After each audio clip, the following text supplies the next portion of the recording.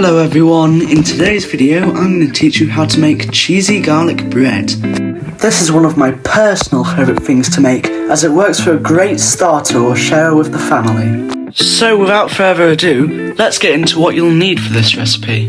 For this recipe, you'll need a baguette, 4 or 5 garlic cloves, margarine, cheddar cheese, mixed herbs, oregano, salt and parsley.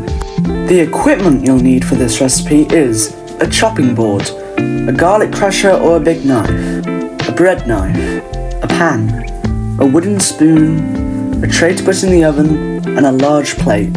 With all that being said, like and subscribe, and let's get into the tutorial. First off, you want to get your head of garlic, put it into 4 or 5 cloves, and then peel it like this. There we go. Now we need to crush the garlic into a small bowl. You can use a knife for this as well if you want that, but I personally prefer to use a garlic crusher because it means the pieces are smaller and there won't be bigger chunks of garlic in your food. Remember, when you're using the garlic crusher, scrape off bits at the end with the knife so you can get as much garlic in as possible.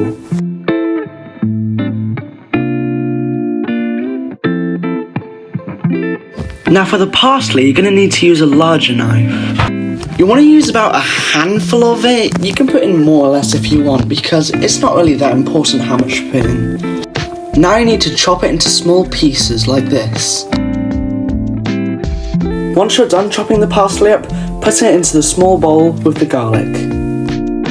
Now it's time to melt some butter.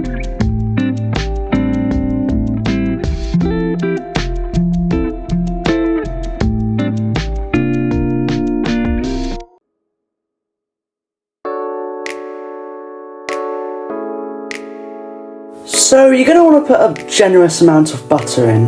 Now, it depends on how much bread you have.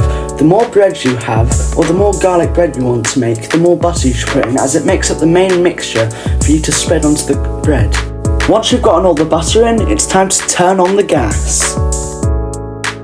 Now, a trick I like to use to make butter melt faster is to cut it up into small pieces, because then it won't take as long as to melt, as they'll all individually melt quickly. It's great to save time if you're in a bit of a rush, or just in general, I always use it.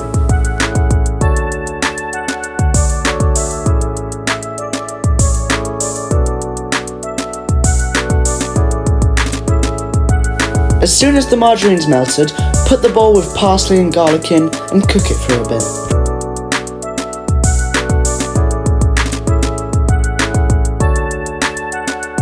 After about 30 seconds, turn the gas off because you're ready to put it onto the bread now. Now when it comes to spreading, you can use a brush if you want. I used a wooden spoon here to save time, but I would recommend using a brush because it's easy to do so. Now it's important to get the garlic and parsley mixture evenly spread, because you don't want a bunch of garlic on one side and then none on the other. And as soon as you've done with it, it's time to season that bread. Now it's time to add your mixed herbs and oregano. These are completely optional and unnecessary, but I personally like to use them to make my garlic bread taste nicer. It just gives it more of an enriching flavour. Now I would only go for a few pinches of both. You don't want to overstuff it with herbs, or it'll ruin the flavour.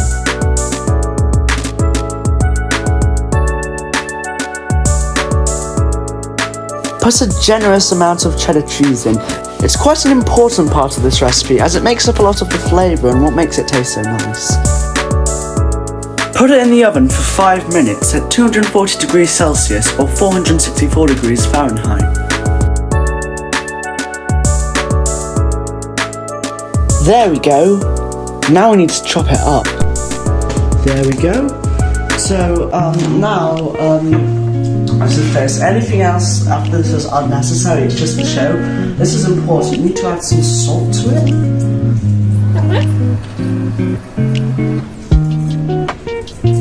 And after that, we need to put the rest of the spices on. It's cheddar cheese time. Like before, put a generous amount on it, not only for taste, but also for presentation.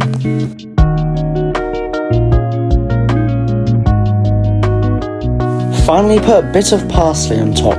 Now you don't have to use parsley for this. You can use rocket or basil or anything else. It's totally up to you. I personally like to use parsley since it's actually in the recipe, but anything else is completely fine. Now this is all neat and dandy and all, but the question is, how do they taste?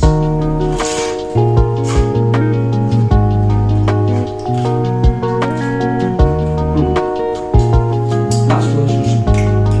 Buttery, good salt. The garlic goes in perfectly. Very good meal. But anyway, that's all for today.